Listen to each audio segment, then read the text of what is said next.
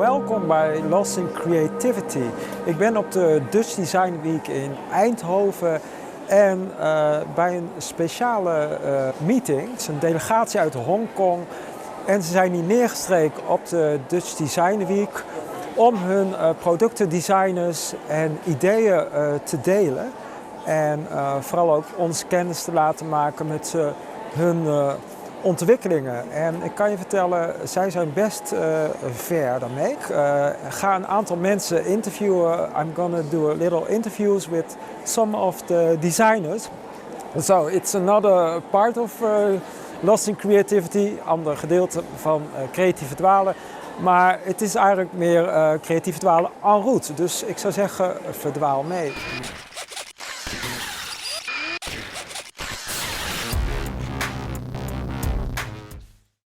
One of the projects was quite interesting. I hope you can see some of it.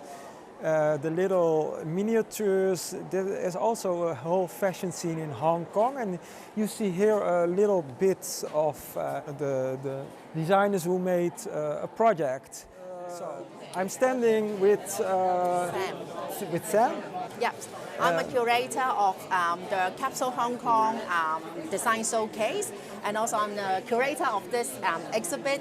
I would like to talk to you a little bit more about the concept behind when I am curating this exhibition, how I actually apply circular design concept when we are curating this project. Where I'm interested in, how is it with the fashion designers in Hong Kong? Because we are here in Holland, and there's also a whole fashion culture in Hong Kong. Yes. Can you tell me something more about it? Fashion design in Hong Kong is a very one of the very important design discipline that we are promoting, and we are very proud of our fashion designer. So this is actually a project that I work with the government and help to promote local designer. So, but we are not, instead of doing a normal fashion show, we are doing something fun that we turn old district in Hong Kong called Sam Shui Po into a movie set, and then we curate an immersive fashion experience for the visitor to enter into a world that created by us. Because basically the concept is from the cyberpunk subculture. And then the cyberpunk culture actually influenced a lot on movie. So there are lots of movies like Blade Runner are inspired by that. That they look into the the nightlife of Hong Kong with a lot of neon nights. That they think this is the future city. So actually, if I'm looking at the content and the fashion designers, there are two worlds. That's the fantasy world, actually three worlds: the movie world.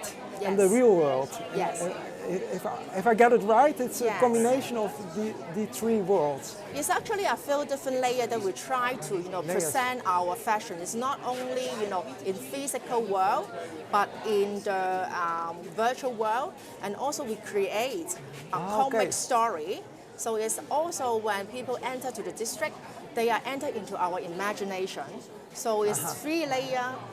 The imagination, the virtual world, and the physical world. So this is how we present the whole fashion experience to our audience. Yeah, actually it makes it complete because I'm a fashion designer myself, and I have my fantasy world, and my fantasy world are my books where I make my sketches. And now I see the other part, the fantasy world, is coming alive in the whole project. One question is, how do the people react over here in Western, in Holland or in Europe? And how do the people react on the fashion scene in Hong Kong? Is it a living scene? Because I don't know so very much about the Hong Kong fashion scene, so maybe you can tell it to the viewers. The fashion scene in Hong Kong is very vibrant. We have we have a lot of very talented designer. They have their own labels. Can you give me one name? Yuan Jin is a fashion designer that he designed a lot of male fashion, and also the big names like Vivienne Tam that is international famous, and also we have other designers that in our because I work for Hong Kong Design Center, we have our fashion incubation program, so we have lots of fashion designers are very talented. Hong Kong basically is a very international city, so we also have our fashion week. But our designer is not only joining our fashion week, but they will fly to Paris, they fly to Shanghai, they fly to Milan fashion week. Okay, so it's very international, especially we are sort of like, Hong Kong is the gateway of China.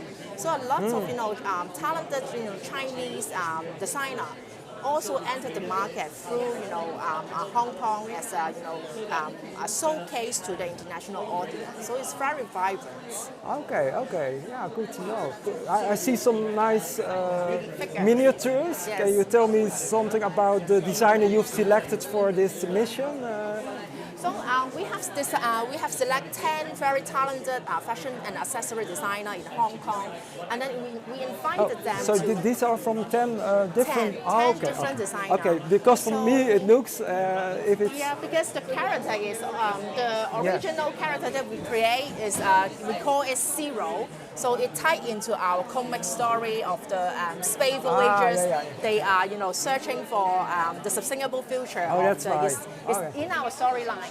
But we are featuring, our 10 designers. We asked them to create the costume for these, space voyagers. They are, in our, whole story. So it's not only, you can see from the video, we are showing it by our model, but we also have performer wearing these fashion costume.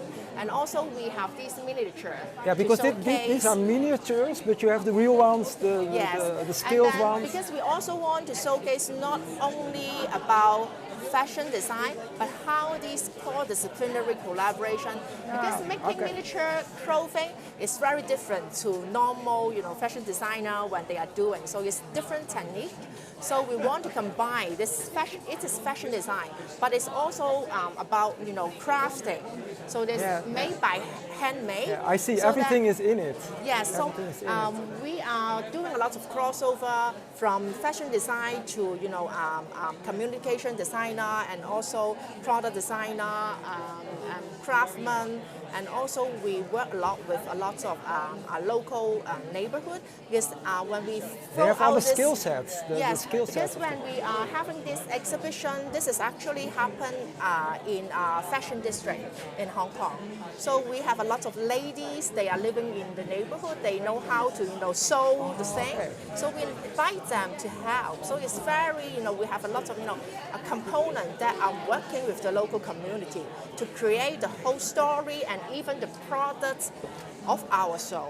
So we take the material sourcing from the local community and then put it into a show for them, and then we showcase all the great talent of Hong Kong and also what sort of material that we can find in the local neighborhood, and after the exhibition we return it to the neighborhood. Right, okay. It sounds like a perfect project, and it's a very ambitious one. Ambitious one, yes. Now we have in Holland also a fashion district in Holland, in the east of Holland, in Arnhem, where I live.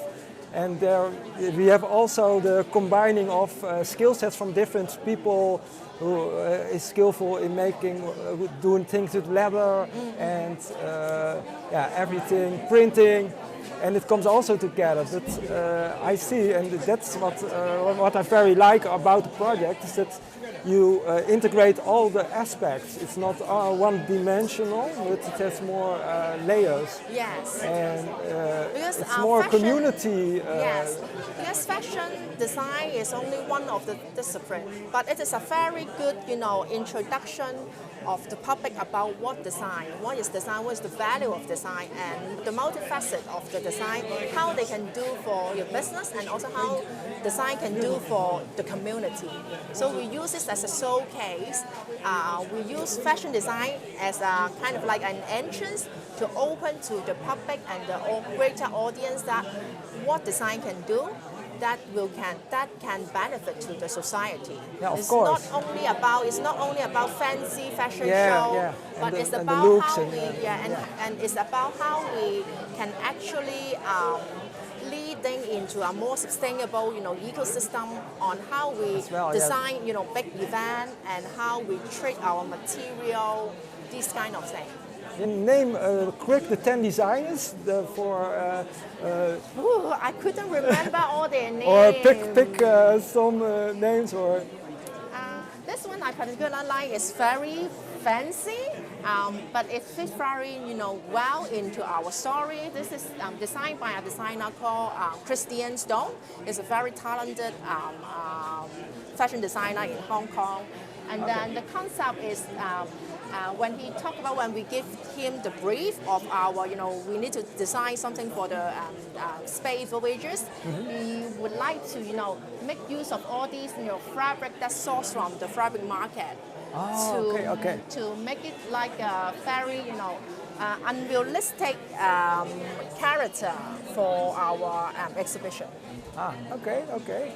Yeah, it's very nice speaking with you, and I'm very enthusiastic about what's happening in Hong Kong. And thank you for your time. Thank you. I hope that you will have time to come to Hong Kong later. All right, maybe. Okay, thank you. Nice day. One of the designers, maybe you can introduce yourself and tell something about this project, because it makes, it triggers me because I like the word sensory. Yes. But tell me about. We are a social enterprise in Hong Kong, and our program is called Sensory Restaurant on Wheels. So basically what we do is... It's on wheels? Yes, on wheels. Okay, yeah. That's important. Yeah, and basically what we do is we go into elderly homes and elderly care facilities, and we deliver this immersive restaurant experience for elderly with dementia. Yeah, and some of them also suffer from swallowing difficulties, like we call that dysphagia. So what we do is we would go into an elderly home, and then we will transform the elderly home and turn it into a Cantonese restaurant within 1 hour.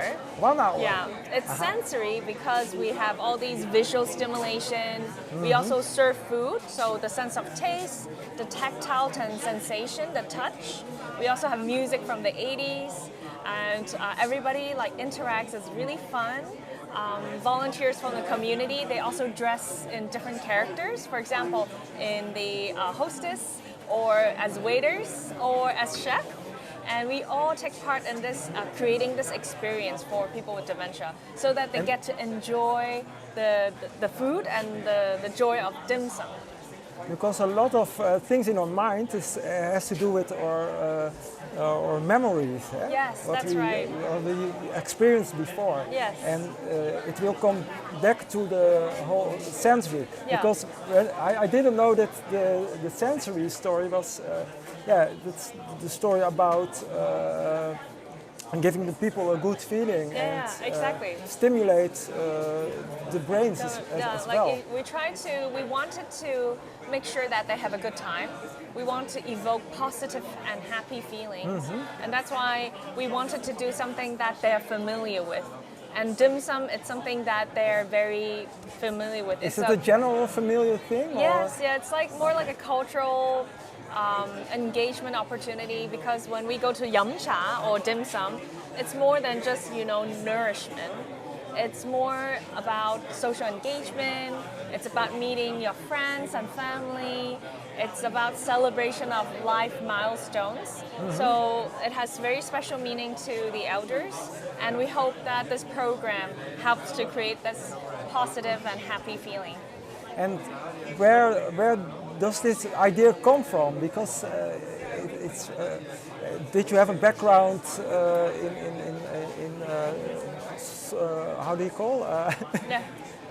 What's your background? Okay. So my background, I was a former brand consultant. So about 6 years ago, I joined the elderly care industry.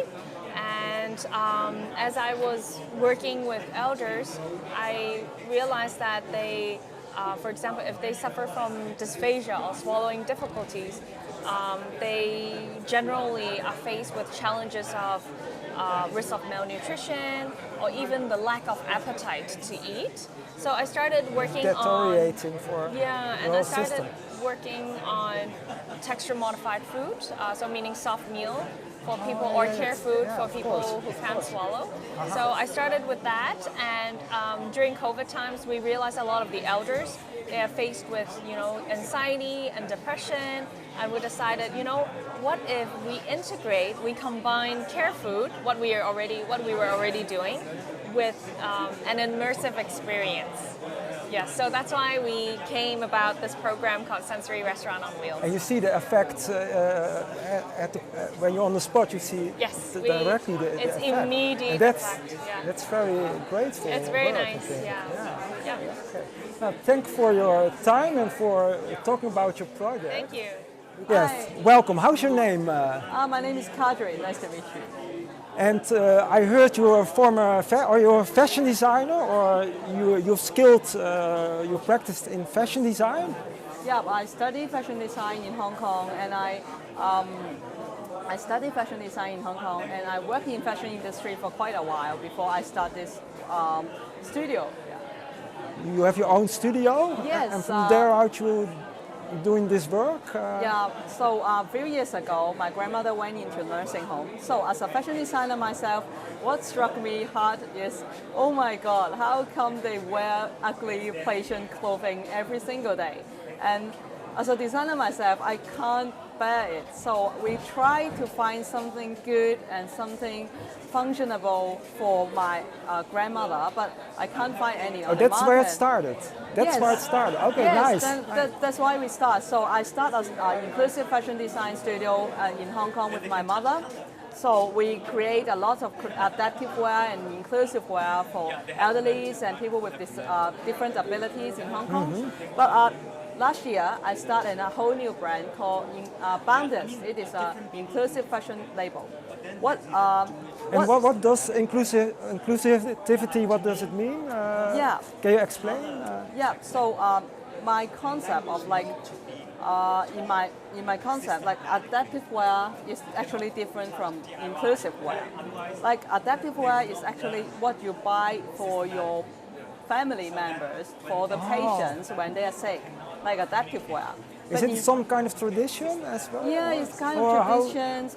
The concept is quite traditions, I can say. But in inclusive wear, it's actually a design that can be enjoyed by everyone, like elderly, kids, and us, and people with different abilities. So this is the inclusiveness that our brand is looking for. So we do designs that are so good looking that actually the whole family members can enjoy it together. Yeah, we see it on the pictures, the whole family. Yeah, the whole family can enjoy our designs, and this is actually a bib to eat to use when you are like having a meal, but it doesn't look like one, right? It looks like a very good blouse, and we have very good looking shirt for gentlemen. Yeah. And you made the paintings on the. Yeah, the print is actually the but print. you is did it first painted and then did a print. Yeah, the painting is actually from two people with different abilities painter. In Hong Kong. okay, Yeah, so okay. These are two separated paintings. So I love it so much, so I bought them and printed on our fabric. Oh, nice, Yeah. nice. You've integrated. And actually, I see a happy family, and Yes. that's a different way from what I'm used to. I'm used to the catwalk, but Yeah. I like the different approach, the social aspect, the inclusivity in it, and that I see a happy family as a result. That's exactly. very. That's what we want to do to promote positive caregiving. It's not.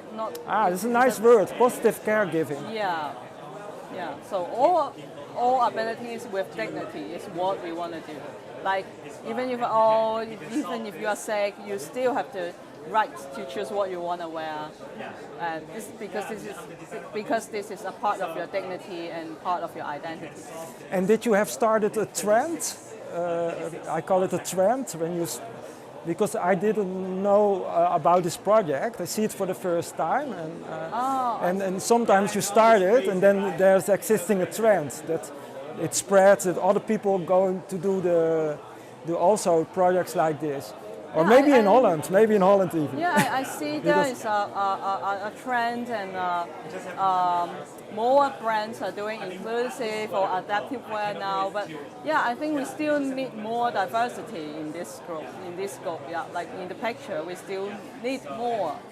And isn't it something confusing about inclusivity? Because you use the word adaptive, but now here in the Western we talk a lot about inclusiviteit, and sometimes it lost its meaning, the word inclusivity. Because for what I see, it's another inclusivity that I'm used to here in the West. Yeah, exactly. And yeah. that's a little bit trick my mind. That's Yeah, what exactly. I want to say. What I see and what I think is inclusivity should inclusive. Yeah, inclusiveness. Yeah, inclusiveness is actually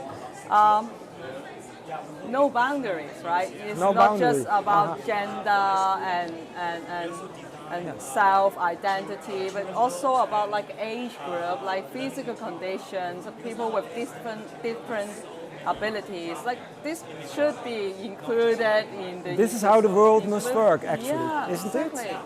Exactly, and that's how we create a world with more circularity. Like one item is actually fit for different people, then you don't need to like purchase more. It's endless. It's endless. Yeah, it's actually. endless. It's endless, and it reduces a lot of use of like those plastic bibs and aprons and things like that. So it's actually creating an inclusive and circularity life cycle of the product. Yeah.